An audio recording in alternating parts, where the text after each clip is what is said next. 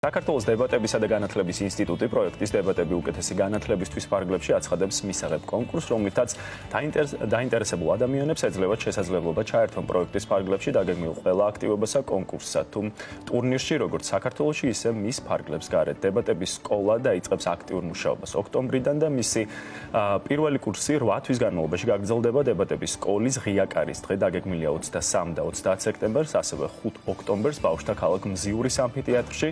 დებატების სკოლაზე ვისაუბრებთ ახლა ჩვენ სტუმრებთან ერთად საქართველოს დებატებისა და განათლების ინსტიტუტის ხელმძღვანელი ქალბატონი თიდანთი ცერცვაძე და გუდავაძე პატარკაციშვილის ფონდის დირექტორი ბატონი ზურაბ კერვალიშვილი ბრძანდებიან ჩვენი სტუმრები. დილამშვიდობის. მადლობა სტუმრობისთვის. ჩვენ ამ ეთერში რა არაერთხელ გვისაუბრია დებატების სკოლაზე, მის მნიშვნელობაზე, მაგრამ ახლა ისეთი დრო არის, ახალი ნაკადის მიღების პერიოდია, ხო? თინათინ შესაბამისად მაყურებელს უნდა შევახსენოთ ამ თემის ირგვლივ და მისი მნიშვნელობა, ხო? რა ღონისძიებები არის დაგეგმილი და რამდენად მნიშვნელოვანი პერიოდია ახლა თქვენთვის. ძალიან დიდი მადლობა კიდევ ერთხელ დაინტერესებისათვის. ჩვენ თქვენით ვიწყებთ ხოლმე, ასე ვთქვათ, და ვაცხადებთ მიღებას და ყოველწლიურად, რა თქმა უნდა, გვაქვს არაჩვეულებრივი სიახლეები მოზარდებისთვის. ამ ეტაპზე ძალიან მნიშვნელოვანია, რომ თბილისის ყველა სკოლის მოსწავლეს ეძლევა შესაძლებლობა, რომ კონკურსში მიიღოს მონაწილეობა. კერძო სკოლა, საჯაროსაც და უკვე მე-7 კლასიდან. ეს არის კიდევ ძალიან მნიშვნელოვანი, იმიტომ რომ სულ მოგმართავდნენ, ჩვენ როგორც წესი მე-9 კლასიდან ვიწყებდით ხოლმე და სულ გვაკითხავდნენ ის მოსწავლეები თუ მშობლები, რომლებიც უფრო დაბალ კლასებში იყვნენ და რა თქმა უნდა ჩვენ დაინტერესება დიდია და ჩვენც ვიცით რომ რაც უფრო ადრეული ასაკიდან დაიწყება ამ ყოველფრის სწავლება, მით უფრო სწრაფად დაითვისებენ ყველა იმ უნარს, სწრაფად მიიღებენ ცოდნას და უფრო სწრაფადაც განვითარდებიან. ეს ამას ამტკიცებს ჩვენი არაერთი კვლევა. და ეს პროექტი დებატები უკეთესი განათლებისთვის ახლა უკვე გვაძლევს შესაძლებლობას, რომ მესამედ გამოვაცხადოთ ეს მიღება და კონკურსს, როდესაც ვამბობთ ხოლმე, ესეც ხანდახან აფრთხობთ ადამიანებს და ამას აუცილებლად უნდა შევეხო. გარდა იმისა, რომ შესაძლოა რაღაც სტრესს იწვევდეს, ცოტა ისეთი წინააღმდეგობრივი დამოკიდებულება შეიძლება იყოს, ხო? თუ ჩვენ ვეძებთ ახალგაზრდებს, რომელთაც უკვე აქვთ რაღაც უნარები, რაღაცა ვამზადებთ, ხო? რეალურად პირიქით, ჩვენ გვინდა, რომ ყველასათვის ხალმისაწვდომი გავხადოთ ეს სწავლება, ყველა ახალგაზრდას მიეცეს ამის შესაძლებლობა და მთავარი და უმნიშვნელოვანესი არის ის, რომ ის იყოს დაინტერესებული და ქონდეს мотиваცია იმისა, რომ განივითაროს ისეთი უნარები, რომელიც როგორც სასკოლო ცხოვრებაში წაადგება ყოველდღიურად ნებისმიერი საგნის დაუფლების სწავლის დროს, ასე ყოველდღიურ ცხოვრებაში, ოჯახში, მეგობრებში, საზოგადოებაში. ზურაბ, არაფორმალური განათლების მნიშვნელობა დღეს რამდენად მნიშვნელოვანია, მაშინ როცა ვსაუბრობთ, რომ ხო არა გვაქვს კარგი შედეგები, საერთაშორისო კვლევების მიხედვით ჩვენი განათლების სისტემა არ არის იმ დონეზე, როგორც გვინდა და რამდენად მნიშვნელოვანია ამ მხრივ ეს პროექტი, რომელიც თბილისს ცდება, ხო, რეგიონებში ძალიან აქტიურად ერთვებიან ახალგაზრდები დებატების სკოლაში. ძალიან საინტერესო თემა შეეხეთ. რა თქმა უნდა, ძალიან მნიშვნელოვანია, როცა საგნის სწორად შესწავლა ხდება. და იღებს საგნობრივ განათლებას, მაგრამ საგნობრივი განათლება საკმარისი არ არის იმისათვის, რომ ადამიანი შევიდეს, ასე ვთქვათ, ცხოვრებაში და რეალიზაცია მოახდინოს თავის ცოდნის. ერთი თვითონ ცოდნასაც როგორ ისწავლოს, ამასაც სწავლა უნდა, ასე ვთქვათ. შემდეგ კომუნიკაცია საზოგადოებასთან, ადამიანებთან, ეს ყველაფერი ითხოვს ძალიან ბევრი ისეთი უნარების შესწავლას, რომელიც ზუსტად ესეთი არაფორმალური განათლებით შეიძლება რომ მიიღოს ადამიანმა. ეს არის ანალიტიკა, ეს არის სვისი აზრის პატივისცემა, საკუთარი აზრის ჩამოყალიბება, ამის მიწოდება და აი დებატები ზუსტად აი ამ ყველაფერს ემსახურება და ეს არაფორმალური განათლება ამდენად არის მნიშვნელოვანი. და გამომდინარე იქიდან, რომ ეს ყველაფერი საბოლოო ჯამში ისევ აისახება მოსწავლის წარმატებულ აკადემიურ სწავლასთან, ეს ყველაფერი ზრდის ასევე საბოლოო ჯამში განათლების ხარისხს, ხო?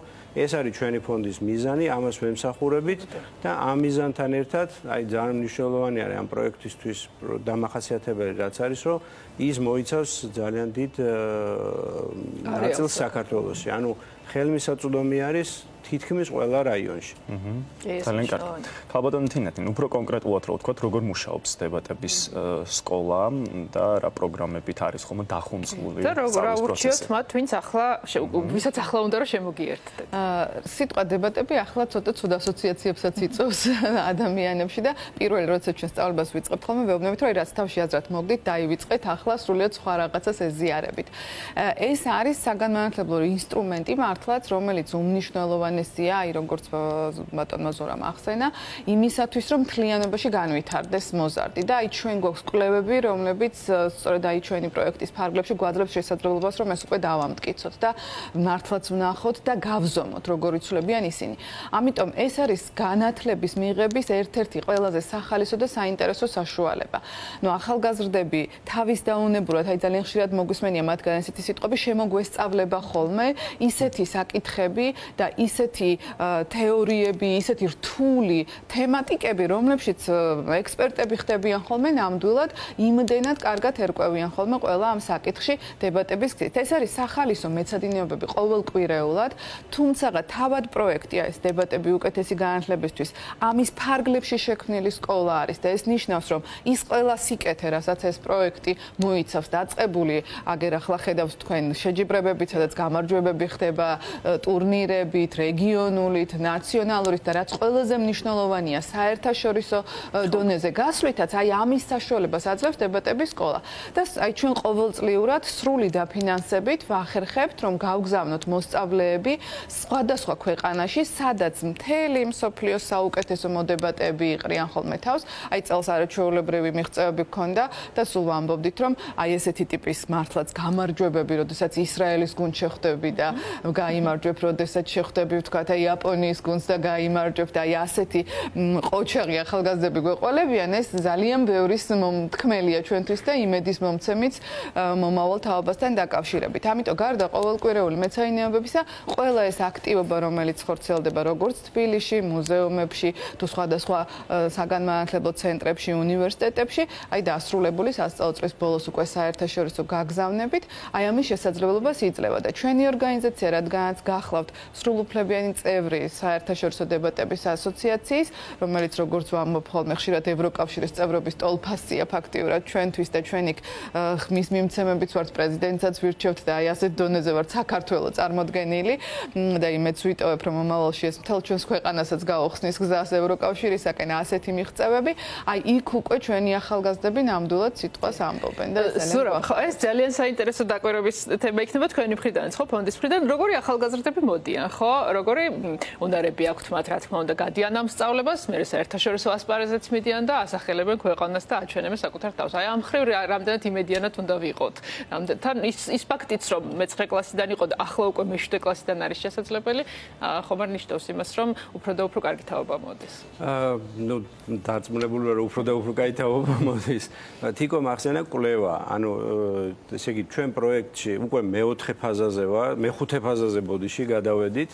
და პირველი 3 ფაზის განმავლობაში პირველი კვლევა ჩატარდა და რომელიც ითვალისწინებდა ზუსტად რა იყო და რა მივიღეთ. ანუ სანამ მოვიდოდა დებატების სკოლაში რა შედეგებს იძლეოდა მოსწავლეები დარდებოდა ეს იმ მოსწავლეებს, რომლებიც დებატების სკოლაში არ მონაწილეობდნენ, აი რამდენად აქ მივიღეთ სხვა. ესეთი კვლევა კიდე არის დაგეგმილი, ეხლა უფრო გაიზარდა, ხო, ეს ასე ვთქვათ ის რაოდენობა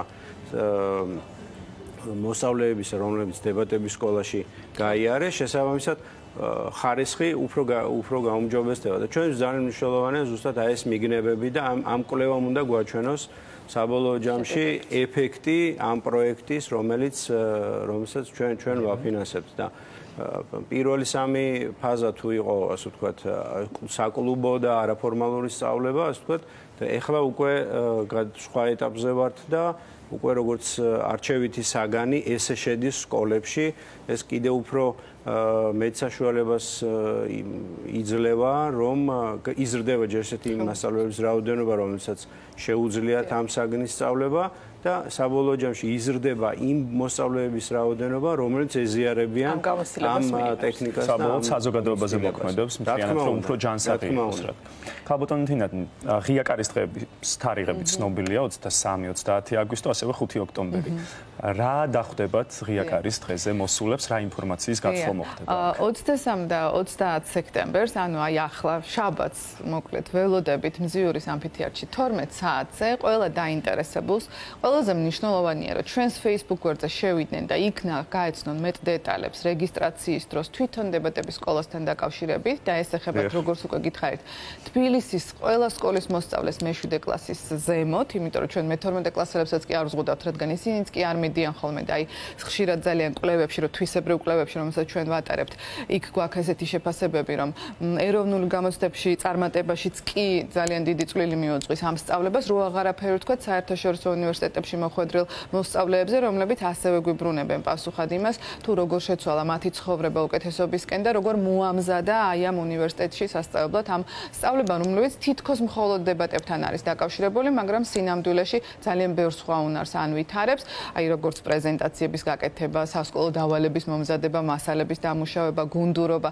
და ეს ყველაფერი მართლაც თავად მოსწავლეები გრძნობენ ხოლმე, რომ ძალიან ჭირდება. თვითონ გვეუბნებიან ძალიან ხშირად, რომ აი რა კარგი იქნებოდა, რომ აი ეს შემძლებოდა და აი ღია კარის დღეზე ჩვენ სწორედ ასეთ კითხვებს ვცემთ პასუხს, რომ აი რა მოლოდინები აქვთ მათ, რას ფიქრობენ ამ სკოლასთან დაკავშირებით და ჩვენ მერე მეტ დეტალს ვუხსნით და ვეუბნებით, ასე რომ შაბათს 12 საათზე ველოდებით მზიურში ყველას. ყველა დაინტერესებული იქნებოდა ჩვენს დროსაც ყოფილიყო მსგავსი პროექტები.